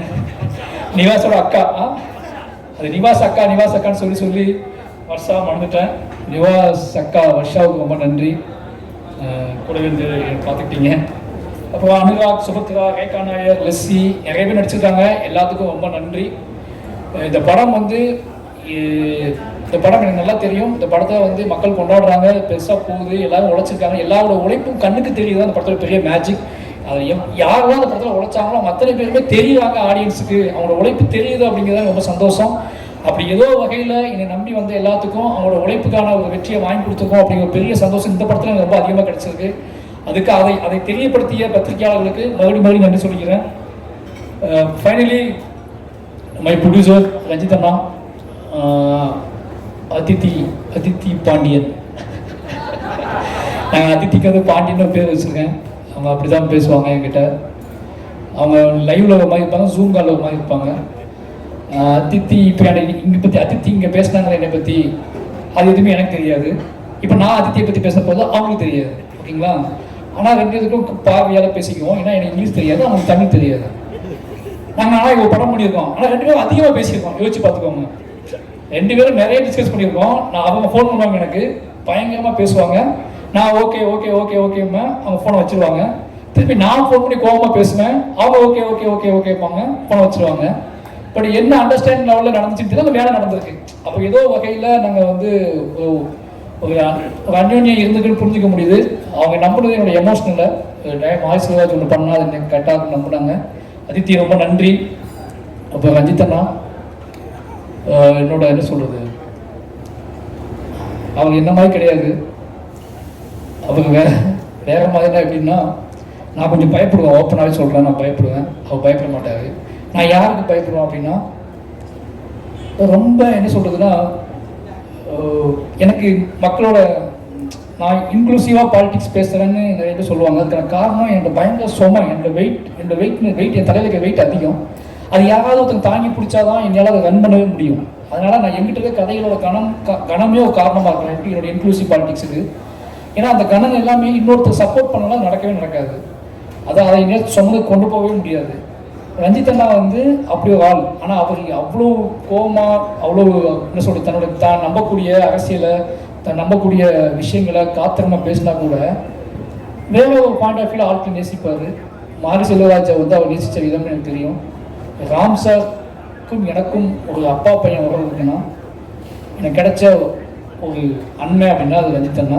அந்த அண்ணன் தம்பி உறவு வந்து இந்த படத்தோட வெற்றியை நான் எப்படி பார்க்குறேன்னா, பரியேறும் பெருமாள்னு ஒன்று நாங்கள் ஆரம்பித்து 2 பேரும் 2 பேரும் ஆரம்பித்து கிட்டத்தட்ட 7-8 வருஷம் ஆகுது இந்த படம் ரிலீஸ் ஆகி. திருப்பி 2 பேரும் இதே சந்தோஷத்தோட, இதே சிரிப்போட, இதே முத்தங்களோட திருப்பி ஒரு மேடையை பகிர்ந்து திருப்பி 2 பேரும் சக்ஸஸ் கொடுத்து ஹிட்டு கொடுத்துட்டு 2 பேரும் ஜாலியாக இருக்கும். அப்படின்னா எங்களுக்குள்ளே இருக்கிற ஒரே ஒன்று இந்த லவ் மட்டும்தான். இந்த பெரும் உழைப்பையும் நான் செய்வதுக்கு ஊக்கமாக இருந்ததுக்கான காரணம் ரஞ்சித் அண்ணா இருக்காரு. ரஞ்சித் அண்ணா நம்புறாரு, அவர் பார்த்துட்டு இருக்காரு. அவர் என்ன சொல்கிறது, அவர்கிட்ட போய் நல்ல பேர் வாங்கணும் அப்படின்னு. நான் ராம்சாருக்கு அப்புறம் நல்ல பேர் வாங்கணும்னு ஆசைப்பட்ட ஒரே ஆள் ரஞ்சித் அண்ணாக்கிட்ட தான். ராம்சார்ட் எப்பவுமே 24 மணி நேரம் நல்ல பேர் வாங்கணும்னு ஆசைப்படுவேன். அதே மாதிரி ரஞ்சித் நாட்டு நல்ல பேர் வாங்கணும்னு ஆசைப்பட ஆரம்பித்தேன். இது ரெண்டும் சேர்ந்து மிக்ஸ்ட் ஆனது தான் மாறி செல்வதாச்சு. அப்படி ஒரு நல்ல பேர் வாங்கிக்கணும்னு நினைக்கிறேன். ஏன்னா பெரிய படத்தில் லவி சொன்னார், இந்த படத்துக்கும் லவி சொன்னார், என்னுடைய எல்லா படத்துக்கும் சொல்லுவார், இனி பார்க்கும்போதுலாம் சொல்லுவார். அந்த அன்பை பாதுகாப்பதற்காகவே நான் தொடர்ந்து எங்கிட்ட இருக்க சில விஷயங்களை பாதுகாத்துட்டு இருக்கேன். ரொம்ப நன்றிண்ணா. எனக்கு ஆச்சரியமாக இருக்குது. இது சரியாக முடிஞ்சிடுமான ஒரு பயம் இருந்துச்சு. நம்ம பெரிய பெருமாளுக்கு அப்புறம் 2 பேரும் ஒன்றா சேர்றோம். இது நீளத்துக்கும் உங்களுக்கும் எனக்கும் இல்லை நம்மளை பார்த்துக்கிட்டு இருக்க எல்லாத்துக்கும் இது முக்கியமான படமாகவும் நம்மளோட ஆகச்சிறந்த படமாகவும் இது இருக்கும்னு ஆசைப்பட்டேன். அது ஒவ்வொரு நாளும் பெரிய பயத்தை கொடுத்துச்சு, பதட்டத்தை கொடுத்துச்சு. எப்படி பெரிய இப்போ திருவுக்கு முன்னாடி விக்ரம் சார் அப்படிங்கிற ஒன்று வைக்கிறாங்கல்ல, அதே மாதிரி எனக்கு முன்னாடி எப்போவுமே ரஞ்சித் அண்ணா, ராம் சார் இருந்துகிட்டே இருக்கும். இவன் நம்பிக்கை நம்ம காப்பாற்றுவோமா, இவன் நம்பிக்கை நம்ம காப்பாற்றுவோமான்னு சொல்லி. இந்த படத்தோட வெற்றியை நான் எப்படி பார்க்கணும்னா, முழுக்க நான் 2 பேருமே இன்னைக்கு பக்கத்தில் உட்காந்து விளையாண்டுட்டு இருக்கோம். அப்படிங்கிறது எங்களை விளையாட வைத்த சந்தோஷமாக உங்கள் முன்னாடி சிரிக்க வச்ச வெற்றி தான் இந்த பார்க்குறாங்க. 2 பேருமே மை மறந்து இருக்கோம் அப்படின்னா அவ்வளோ பெரிய வெற்றியை கொடுத்த தமிழ் மக்களுக்கு எவ்வளோ நன்றி சொன்னாலும் பத்தாது. 2 பேரும் அவ்வளோ சந்தோஷமாக இருக்கும். இந்த சந்தோஷம் முழுக்க தமிழ் மக்களால் கொடுக்கப்பட்டது. 2 பேரை பற்றி நீங்கள் கான்ஃப்ளிக்டாக பேசிகிட்டே இருக்கீங்க. ஆனால் அந்த 2 பேரும் சந்தோஷமாக வச்சுக்கிறதும் மட்டும் தமிழ் மக்கள் தான். இந்த 2 பேரும் மட்டும் மாரி செல்வராஜ், ரஞ்சித் மாரி செல்வராஜ் பேசிகிட்டே இருப்பீங்க. ஆனால் எங்களை அதிகமாக நேசிக்கிறாங்கன்னு எங்களுக்கு நல்லா தெரியும். அந்த நேசிப்புக்காக தொடர்ந்து உண்மையாக இருக்கணும் 2 பேரும் முடிவு பண்ணுறோம். 2 பேரும் அதுக்காக வேலை செஞ்சுட்டே இருக்கோம். ரஞ்சித்னா லவ் யூ. ரொம்ப இந்த என்ன சொல்கிறது, நான் நீளத்துக்கு திருப்பி படம் பண்ணிக்கிட்டே இருப்பேன். ஓகேங்களா? அது நீங்கள் கேட்கணும் அவசியமே இல்லை. போர் அடிச்சா கூட நான் நீளத்துக்கு படம் பண்ணுவேன். படமே இல்லாதப்ப தெரிஞ்சு அமைதியாக பண்ணல. எனக்கு வாய்ப்பு மறுக்கப்படும் போது நீளம் எனக்கு கூப்பிட்டு படம் கொடுக்கணும். அப்புறம் அப்ளாஸ் சமீர் நாயர் அதே மாதிரி தான். ஒரு 10 பேர் இருக்காங்க. அவங்க என்ன பேசுகிறாங்க எனக்கு தெரியாது, ஆனால் அவங்க என்ன லவ் பண்ணுறாங்க. ஓகேங்களா? 10 பேர் வருவாங்க பாம்பேலேருந்து. என் ஆஃபீஸ்க்கு வந்தாங்க, என் கூட ஒரு நாள் நைட்டு கூட ட்ராவல் பண்ணாங்க, நைட்டு தங்கினாங்க. இனி பாராட்டிக்கிட்டே இருப்பாங்க. நான் தேங்க்யூ சொல்லுவேன். இனி ரொம்ப நேசித்தாங்க. இப்போ வரைக்கும் அவங்க சமீர் நாயர் எனக்கு மெசேஜ் அனுப்பிட்டே இருப்பார். ஒவ்வொரு ரிவ்யூவையும் ஒவ்வொரு விஷயத்தையும் எடுத்து மெசேஜ் அனுப்பிட்டே இருப்பார். ரொம்ப ஹாப்பியாக இருக்கும். எனக்கு என்ன ரிப்ளை பண்ணுன்னு தெரியாது. நான் அவங்க இதயத்தை அனுப்பிக்கிட்டே இருப்பேன். அந்த இதயமே அவருக்கு போதுமானதாக இருந்துச்சு. அப்ளாஸ் டீமுக்கு ரொம்ப நன்றி. மாரி செல்வராஜை ரொம்ப நம்பினதுக்கு, எனக்கு நான் கேட்ட எல்லாத்தையும் செஞ்சு கொடுத்ததுக்கு ரொம்ப நன்றி. இந்த படத்தை லிரிக் ரைட்டர் இல்லை, அறிவு ஒரு பாட்டு எழுதியிருக்கான். நானும் அறிவு சேர்ந்து எழுதணும். அறிவு ரொம்ப நன்றி. அறிவு வேடனுக்கு நன்றி. ஏன்னா இவங்க 2 பேருமே நான் கூட்டமே பாடி கொடுத்தாங்க. என்னுடைய பாடல்கள் எல்லாத்துக்குமே ரொம்ப நன்றி. ஏன்னா நான் நிறையா கிட்டத்தட்ட நிவாசம் நானும் சேர்ந்து அவங்க மாற்றி பாட வச்சோம். எல்லா பாடல்களுக்கும் ரொம்ப நன்றி. இந்த படத்தில் நான் லிரிக் எழுதுக்கு மெயின் காரணம் யுகபாரதி என்ன தான் நான் சொல்லியிருக்கேன். ஏன்னா எல்லாருமே இல்லை, எல்லா வேலையும் நீயே பார்த்தா எப்படான்னு கேட்குறாங்க நிறைய பேர். ஏன் மற்ற லிரிக் ரைட்டர் கொடுக்கலாம்னு சொல்லாங்க. யுகபாரதி என்ன ஒன்றால் என்ன சொன்னார், நீ முழு ஆல்பம் எழுதி பாருங்க, அந்த கதையோட சம்மந்தப்பட்டே அது இருக்கும், நீ முழு ஆல்பம் எழுதி பாருங்கன்னு சொன்னார். அதுக்காக எழுதப்பட்டது தான் இந்த முழு ஆல்பமுமே. அவருக்கு ரொம்ப நன்றி.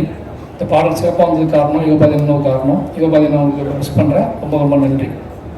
கடைசியாக பைசன் காலமாடன் இவ்வளோ நேரம் என்னோடய டீமை பற்றி நான் பேசுனதை நீங்கள் பொறுமையாக கேட்டதுக்கு ரொம்ப நன்றி. நான் யாராவது மிஸ் பண்ணியிருந்தால் மன்னிக்கணும். ரொம்ப எமோஷ்னலான ஒரு படம். இந்த படம் என்னோடய எல்லா படமும் அப்படி இருக்குன்னு சொல்லுவேன் டைலாக்கு. பட் ஆனால் இது ரொம்ப பரபரப்பான சில விஷயங்களை நம்ம துணிஞ்சு எடுக்கிறோம். சில விஷயங்கள் இது எப்படி புரிந்து கொள்ளப்படும் அப்படின்னு நிறைய மனசுக்குள்ளே நிறைய கணக்குகள் போட்டு நிறைய பிளான் பண்ணி திட்டமிட்டு இந்த திட்டத்துக்குள்ளே ஒரு எமோஷனல் வச்சு எடுக்கப்பட்ட படம் தான் பைசன் காலமாடன். மனத்தி கணேசன் அப்படிங்கிற ஒருத்தரை அவரும் நானும் சேர்ந்து பலமாக விவாதித்து அவங்க நம்பினார். அந்த நம்பிக்கையை காப்பாற்றணும் எடுத்த படம். இன்றைக்கி அந்த படத்தோட ரிசல்ட் பார்க்கும்போது, இந்த படத்தோட ரிசல்ட்டை தாண்டி எனக்கு வர மெசேஜ், என்னை தேடி பேசுகிறவங்க, என்னை ஃபோன் பண்ணி பேசுகிறவங்க, சவுத் தமிழ்நாட்டில் கூடிய இளைஞர்களுக்கு இருக்கக்கூடிய இந்த படத்துக்கான ஆதரவு, இது எல்லாத்தையும் பார்க்கும்போது ஏதோ நம்ம இவ்வளோ நாள் கற்றுக்கிட்ட விஷயத்தை வச்சு ஒரு நல்ல விஷயம் பண்ணியிருக்கோம் அப்படிங்கிற பெரிய நம்பிக்கை கொடுத்துருக்கு. இந்த நம்பிக்கை கொடுத்ததுக்கான காரணம் இந்த மக்கள் இந்த படத்தை ஏற்றுக்கொண்டது தான். நிறைய எங்கிட்ட பிள்ளைகள் இருந்திருக்கு, நிறைய விஷயங்கள் இருந்திருக்கு, நான் நிறைய முரண்பட்டிருக்கேன், நிறைய விஷயங்கள். ஆனால் இது எல்லாமே என்னோட ஆர்ட் ஃபார்ம் ஸ்ட்ராங் ஆகணும் அப்படின்னு தான் நான் பண்ணியிருக்கேன்.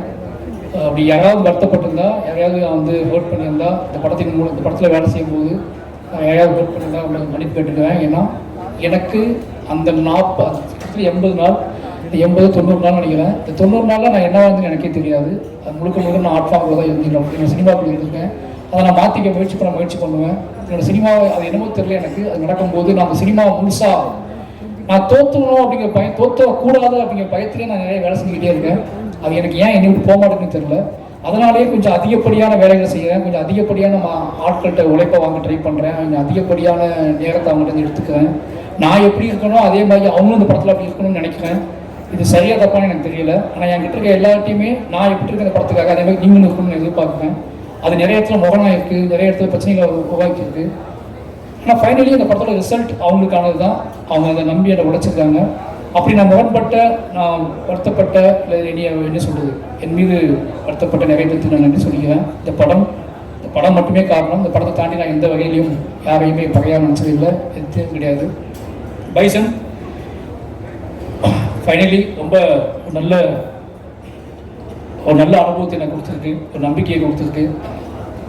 நான் தொடர்ந்து வேலை செய்வதற்கான ஒரு பெரிய பலத்தை கொடுத்துருக்கு. இந்த படத்தை பாராட்டி படத்தை கொண்டாடிட்டு இருக்கிற அத்தனை இளைஞர்களுக்கும், அத்தனை மக்களுக்கும், யாருனே தெரியாத மக்களுக்கும் நன்றி சொல்லிக்கலாம். நிச்சயமாக தொடர்ந்து நான் நல்ல படங்கள் எடுப்பேன்னு நினைக்கிறேன். தொடர்ந்து இந்த மாதிரி எவ்வளோ எதிர்ப்பு வந்தாலும், எவ்வளோ முரண் வந்தாலும், என்ன திருப்பிடலாம், என்னோட நெகட்டிவை மாற்றிடலாம், என்னை செட் பண்ணிடலாம்னு தயவு செஞ்சு யாரும் நினைக்க வேண்டாம். அது என் ரத்தத்திலே கிடையாது. எனக்கு வந்து அதுதான் வரும்னா நான் அதை விட்டு விலகுவதற்கான வாழ்க்கை இல்லை. அதை பற்றியே யோசிச்சுட்டு இருக்கேன், அதை பற்றியே போய் பேசுகிறேன், அதை பற்றியே பழகிட்டு இருக்கேன். அதை பற்றியே நான் உங்களுக்கு தெரியாது. இந்த படம் முடிஞ்ச அடுத்த படத்துக்கு இடையில நான் சந்திக்க போகிற பிரச்சனைகள், நான் சந்திக்கிற மனிதர்கள், அவங்க சொல்கிற கதைகள்லாம் கேட்டால் நீ வேறு எந்த படமும் எடுக்க முடியாது. நீங்கள் நினச்சிட்டீங்க ஒரு ஸ்கிரிப்ட் எழுதி முடிச்ச உடனே திருப்பி போய் வேறு அழகாக போய் ஒரு ரூம் போட்டு எங்கேயோ கொடைக்கானலையோ ஊட்டிலையோ இல்லை வெளிநாட்டிலேயோ போய் உட்காந்து கதை எழுத ஆரம்பிப்பான்னு நினைப்பீங்க. ஆனால் எங்களுக்கு அப்படி இருக்காது. எங்களுக்கு எப்படி இருக்கும்னா, ஒரு படத்துக்கும் இன்னொரு படத்துக்கும் இடையில நாங்கள் இருப்போம்ல, இடையில இந்த தமிழ் சமூகம் எப்படி இருக்குது, இந்த இந்திய சமூகம் எப்படி இருக்குது, இடையில சந்திக்கிற மனிதர்கள் என்ன சொல்கிறாங்க, அவங்க என்ன பேசுகிறாங்க, அவங்க நம்மளை என்ன எதிர்பார்க்குறாங்க, அவங்க எவ்வளோ அழுறாங்க, எவ்வளோ கண்ணீர் செஞ்சுறாங்க, என்ன கேள்வியில் கேட்குறாங்க. என் சட்டையை பிடிச்சி கேட்டவங்க நிறைய பேர் எப்போதான் எப்படா நீ படம் பண்ணுவேன், இதை என் கதை நீ எப்போ சொல்லுவேன், உன் கதை எப்போ சொல்லுவேன்னு சொல்லி சட்டையை பிடிச்சி கேட்டால் நிறைய பேர் எனக்கு தெரியும் எனக்கு. ஏன்னா அவ்வளோ கதைகள் இருக்காங்க. திருப்பி நீங்கள் வந்து மறுபடியும் என்கிட்ட வந்து அந்த நெகட்டிவ் செட் பண்ண ட்ரை பண்ணாதீங்க. நான் வந்து ரொம்ப நிலையானமாக இருக்க விரும்புவேன். என்னோட நிலையான தன்மையை யாராலையும் மாற்ற முடியாதுன்னு நினைக்கிறேன். உங்களோட வேண்டுகோளாகவே வச்சுக்கிறேன். திருப்பி இந்த கேள்வி நீங்கள் என்னை கேட்பீங்க அப்படின்னா நான் அதுக்கு மௌனம் தான் பதிலாக சொல்லணும்னு நினைக்கிறேன். இனிமேல் இந்த மாதிரி கேள்வி நான் எதிர்கொள்ள மாட்டேன்னு நினைக்கிறேன்.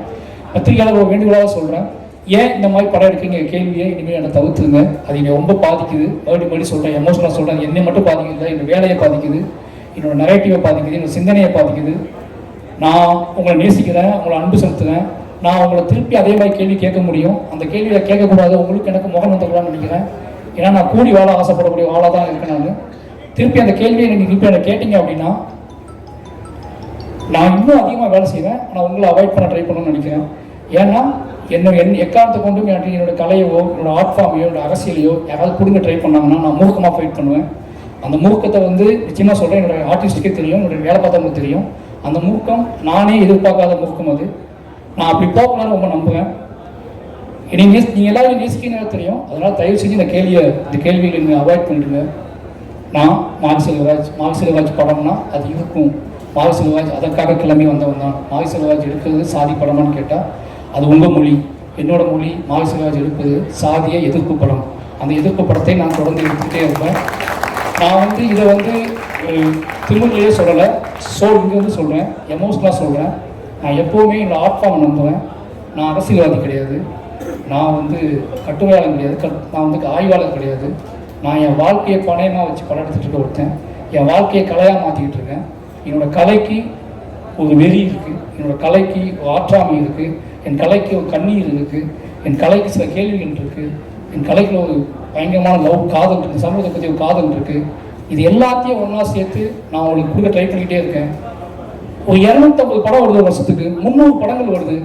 உங்களுக்கு கொண்டாட்டம், உங்களை குதூகலப்படுத்தக்கூடிய படங்கள் எவ்வளோ வருது. ஒருத்தனை விட்டுருங்கண்ணே, அவனை ஏன் போட்டு அவனையும் திருப்பி அந்த கூட்டத்தில் போய் தர ட்ரை பண்ணுறீங்க. நீ விட்டுருங்க. நான் வந்து உங்களுக்கு பார்க்க பிடிக்கணும்னு பரவாயில்ல, தயவு செஞ்சு நான் உருவாக்கி கஷ்டப்பட்டு கற்றுக்கிட்ட என்னோட இவ்வளோ வாழ்வியல் அனுபவத்தை நீங்கள் நெகட்டிவ் செய்ய, நீங்கள் முடிவு செய்ய முயற்சி பண்ணாதீங்க. மற்றபடி இதெல்லாம் பண்ணால் கூட ஏதோ வகையில் நீங்கள் என்னை ஏற்றுக்கொண்டீர்கள் அப்படிங்கிற பெரிய ஒரு பொறுப்பும் நம்பிக்கையும் எனக்கு இருக்குது. அந்த நம்பிக்கையின் அடிப்படையில் மறுபடி இந்த தமிழ் சமூகத்துக்கு முன்னாடி மார்க் செல்வராஜியாக நான் என் நன்றியை சொல்லிக்கொண்டே இருப்பேன். நான் அந்த பாடலை பாடிக்கொண்டே இருப்பேன். கடைசியாக என்னோடய அசிஸ்டன்ட் டீம், என்னோடய கேம் அசிஸ்டன்ட் டீம், என்னோடய ஒட்டுமொத்த டீம் என்னை பயங்கரமாக உழைச்சிருக்கானுங்க.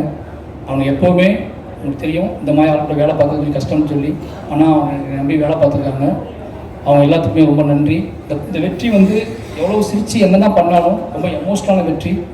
எனக்கு நல்லா தெரியும், நானும் இதுவும் எப்படி இருக்குன்னு எனக்கு தெரியும். ஏன்னா இது சாத்தியமான எல்லாரும் கண்மணி ஏதாவது எப்படின்னா, அந்த முதல் நாள் அவனுக்கு நான் ட்ரைனிங் கொடுக்கும்போது அதை உணர்ந்தேன். இப்படி ஆரம்பிக்கிறோமே, ஏன்னா அவன் அப்படி தான் வந்து அங்கேருந்து வரும்போது, இப்படி ஆரம்பிக்கிறோமே இவங்க எப்படி மாற்ற போவோம், இது எப்படி நடக்க போகுது, இது சாத்தியமா அப்படி பயத்தில் நாங்கள் இருந்தோம். 2 பேர்த்துக்குள்ளே இருந்த ஒரு வெறி தான் இந்த கதையை பண்ணியே ஆகணுங்கிற வெறி எனக்கு இருந்துச்சு. சினிமாவை நம்ம யாருன்னு காட்டியே அவங்க வெறி அவனுக்கு இருந்துச்சு. இந்த 2 பேரோட வெறி தான் இந்த படத்தை இத்தனை தூரம் இத்தனை உழைப்பை தூக்கி கொண்டு வந்து சேர்க்கறதுக்கு ஒரு முக்கியமான காரணமாக இருந்துச்சு. எங்களோட உழைப்புங்கிறது நான் உழைப்பின் மூலமாகவே வெற்றி பெற வேண்டும்னு ஆசைப்படக்கூடிய ஆளாக நாங்கள் இருக்கோம். எங்கள் உழைப்பின் பாதையை மாற்ற முயற்சிக்காதீர்கள். உங்கள் அனைவருக்கும் மறுபடியும் நன்றி. பைசன் ஏற்றுக்கொண்ட அத்தனை மக்களுக்கும் ரொம்ப நன்றி. என்னோட டீமுக்கு ரொம்ப நன்றி. கடைசியாக என்னோடய குடும்பத்துக்கு, என்னோடய குடும்பம் வந்து சொல்லி ஆகணும். நான் பதட்டமான ஒரு வாழ்க்கையிலேயே இருக்கிற மாதிரியான ஒரு தோற்றத்தை அவங்களுக்கு கொடுத்துக்கிட்டே இருக்கேன். ஒரு சினிமா இயக்குனர் வெற்றி பெற்றதுக்கப்புறம் அது எவ்வளோ பெரிய கொண்டாட்டமாக இருக்கும், அந்த கொண்டாட்டம் எப்படிப்பட்டதாக இருக்கும் அப்படின்னு அவங்க பார்த்துருப்பாங்க, கேள்விப்பட்டிருப்பாங்க. அப்படி கொண்டாட்டத்தை நான் அவங்களுக்கு கொடுக்கல. ஏன்னா ஃபோன் வந்தால் பயப்படுவாங்க, நான் யார்ட்டையாவது பேசினா பயப்படுவாங்க. அதுக்கான காரணம் என்னென்னா, ஏதோ ஒரு வகையில் நான் டிஸ்டர்பாகவே இருக்குன்னு நினைப்பாங்க. ஆனால் அவங்கள்ட்ட சொல்லிக்கிறேன், நான் ரொம்ப நிறைவாகவே இருக்கேன். என் மனசில் கடைசி என்ன சொல்கிறது, நீங்கள் எல்லாத்தையும் பேசிட்டேன்னு நினைக்கிறேன். இனிமேல் அவங்க தொந்தரவு பண்ண மாட்டாங்க அப்படின்னு நான் சொல்லிக்கிறேன். அப்போ இன்னொரு முக்கியமான ஒரு விஷயம் நான் வந்து ஏதோ இன்டர்வியூ சொல்லும் போது நடந்துச்சு சொன்னாங்க. அது நான் ஏதோ தப்பாக சொல்லிட்டேன்னு சொல்லி, கதாநாயகிகள் கருப்பாக இருக்க கதாநாயகிகளை ஏன் சூஸ் பண்ண மாட்டேங்க என்று கேட்டாங்க. நான் சொல்கிறேன், இது வரைக்கும் எந்த ஆர்டிஸ்ட்டையுமே வந்து அவங்க எந்த கலரில் இருக்காங்க, எவ்வளோ அழகாக இருக்காங்க, நான் எந்த ஆர்டிஸ்ட்டையும் பார்த்ததில்லை. நாங்கள் எல்லாருமே வந்து எப்படி சொல்கிறதுன்னா, நாங்கள் எல்லாருமே வந்து யார் இதுக்கு முழுசாக உழைப்ப போடுவாங்களோ, யார் நம்ம நம்புவாங்களோ அவங்க தான் நான் வேலை செஞ்சுக்கிட்டே இருக்கேன். அவங்களுக்காக தான் வேலை செஞ்சுக்கிட்டே இருக்கேன். இது ஒருவேளை அப்படி நிகழாமல் இருக்குன்னா அதை நிகழ்த்துவதற்கு நாங்கள் ஆசைப்படுறோம். அதை அப்படியான ஒரு சினிமாக்குள்ள அப்படியான சாத்தியக்கூறுகள் வரணும்னா அது எங்கள் மூலமாக தான் வரணும்னு நீங்கள் ஆசைப்பட்டீங்கன்னா அதுவும் நடக்கும். அதை நாங்கள் செய்வோம்னு நினைக்கிறேன். அப்படியே அப்புறம் படமே நான் எடுப்பேன். அது ஒருவேளை ஏன்னா உங்களுக்கு நல்லாவே தெரியும், சினிமா வந்து காம்ப்ரமைஸில் ஒரு இடத்துல இருக்குது. ஏன்னா முதலாளிகள் இருக்காங்க, பட்ஜெட் இருக்குது, பணம் இருக்குது, ஆடியன்ஸோட மனநிலை இருக்குது. இதுக்குள்ளே தான் எங்களோட தேவையை நாங்கள் பூர்த்தி பண்ணிக்கிட்டு இருக்கோம். அப்படியாப்பட்ட அந்த காம்ப்ரமைஸ்க்குள்ளே எங்களுக்கு இருக்காது. அதை இப்போ இல்லைன்னு சொல்லலை. அந்த காம்ப்ரமைஸை எப்படி சொல்கிறேன்னு தெரியாமல் நானும் பல மொழிகளில் சொல்கிறேன், பல பேசுகிறேன். திருப்பி அந்த கேள்வி எல்லா விஷயத்தையும் எங்ககிட்டே கேட்குறீங்களா, நீங்கள் எந்த கேள்விக்கு எந்த பதில் சொல்லணும்னு எனக்கு தெரியல. தயவு செஞ்சு சொல்கிறேன், அப்படி அந்த கேள்வி தப்பாக புரிஞ்சுக்கப்பட்டுச்சுன்னா மன்னிப்பு கேட்டுக்கிறேன். அதில் எந்த பிரச்சனையும் கிடையாது. ஆனால் ஒருவேளை நீங்கள் அதை விரும்புறீங்க அப்படின்னா, அப்படியான ஒரு சினிமா உங்களுக்கு வேணும் அப்படின்னா, அந்த சினிமாவை எடுப்பதற்காக மாரி செல்வராஜும் பா ரஞ்சித்தும் எல்லாருமே அதை முயற்சி பண்ணிகிட்டே இருப்போம். ஏன்னா மக்கள் விரும்பக்கூடிய, மக்கள் சின்ன ஏன்னா எங்ககிட்ட கேள்வி எல்லாமே பிரதான கேள்விகள் கிடையாது. எங்ககிட்ட கேட்கக்கூடிய கேள்விகள் எல்லாமே என்ன கேள்வி கேட்பாங்க, உள்ளுக்குள்ள இருந்து ஒற்றை கேள்விகளா, உதவியோட கேள்விகளா இருக்கும். அந்த உதவியோட கேள்விக்கு நீங்கள் படம், அந்த உதவியோட கேள்வியை நீங்கள் மதிக்கிறது இருக்குல்ல, அதில் ஒரு கலைஞரோட பயங்கரமான ஒரு திமிர்த்தனம் இருக்குது. நாங்கள் உதவியோட கேள்வியை மதிக்கக்கூடிய டைரக்டராக ஆர்டிஸ்டாக இருக்குன்னு ஆசைப்படுறோம். அந்த கேள்விகளை நான் மதிப்போம். அதை ரஞ்சித்தனும் நான் நிகழ்த்தி காட்டணும்னு நினைக்கிறேன். நிச்சயமாக அதில் ஏதாவது புண்பட்டு இருந்தால் மன்னிப்பு கேட்டுக்கிறேன். மற்றபடி எங்கள் கலை மக்களுக்கானது. அதை மக்களுக்காகவே கொண்டு சேர்ப்போம். அது எவ்வளோ விஷயம் இருந்தாலும் மக்களை நம்புவோம். நன்றி, வணக்கம்.